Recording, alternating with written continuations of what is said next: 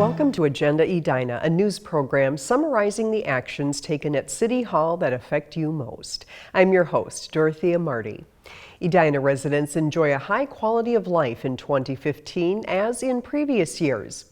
That's the verdict from the latest quality of life survey of Edina residents by an independent research company.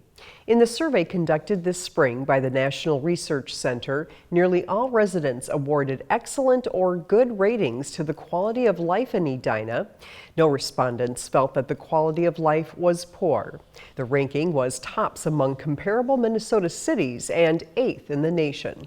Important to me personally would be the fact that I want to make sure people know that their voice is important, that their voice is heard and listened to. We don't always agree with everybody, that's an impossibility, but keep those opinions coming because it helps us make a better decision, I think, when we have all those different viewpoints from people in our town. About 9 in 10 residents plan to remain in Edina for the next 5 years and would recommend living in Edina. Top community characteristics were defined as safety, education and enrichment, economic health, and health wellness opportunities. The top reasons respondents listed for living in Edina were good schools, safe community, and attractive community. Affordable housing and residential redevelopment were identified as the most serious issues facing Edina. 2/3 of respondents feel the city is doing well with managing tensions in the community related to residential redevelopment. Issues of possible concern identified in the survey include affordable housing, cost of living, and off-road paths and trails for walking and bicycling. According to NRC Senior Survey Associate Demima Mann, all of Edina's responses were at or higher than national benchmarks. When looking at the rating for overall economic health, that ranked number 2 in our national database and number 1 when compared to Minnesota jurisdictions. So again, much higher than typical ratings we see. The City of Edina conducts a quality of life survey in odd-numbered years to monitor trends in resident opinion, measure government performance, inform budget, land use, and strategic planning decisions, and benchmark service ratings. An extra 50 cents per month from each Edina utility customer may give the city what it needs to meet its goal for environmental protection. The city's goals are to reduce greenhouse gas use by 15% by 2015, 30% by 2025, and 80% by 2050. That's what we're trying to make happen with the proposed Conservation and Sustainability Fund. We are setting up a fund within our city government that will fund staffing, activities, and capital improvements that are all dedicated to greenhouse gas reduction. And I think if we can do that, and we can do that over a period of time, we're going to meet our goals. City Manager Scott Neal has proposed increasing franchise fees for residential customers of CenterPoint Energy and Xcel Energy by 50 cents per month to cover the cost of a new full-time staff member to manage the program and energy-saving improvements for city property and equipment.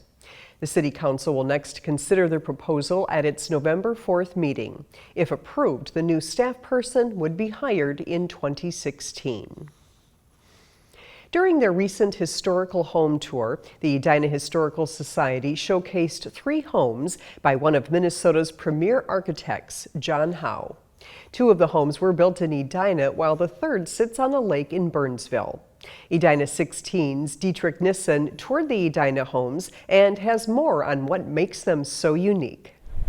As you walk into a John Howe designed home, there are 2 things you'll instantly take note of: the number of windows and the many trees surrounding the property. Feels like we're in a vacation house and a tree house. I mean, when we first bought it, it was like, this is unbelievable. Scott and Ann Zimprick bought the Jerbeck house 16 years ago. It was funny when we bought the house. Ann didn't really want to move, and I convinced her to come and look at it. And we walked in the front door, and you have this long view of the house, and you sort of get a lot of the sense of it right at the entryway. And she leaned over and said, "We're going to buy it." The home was built in 1969 and features many of the original ideas Howe had for design.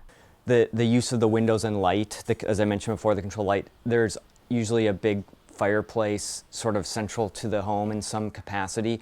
And I think the heavy use of built-ins that really kind of allow you to maximize use of space and really makes the house have a feel of continuity. Just a few miles away near Arrowhead Lake, Paul Marquardt and Richard Allendorf share the Weston house as their home. It's very much like being in a tree house. You walk in from ground level, but because of the topography of the site, it drops away quickly to Arrowhead Lake, and you are essentially looking out into the trees and down onto the lake.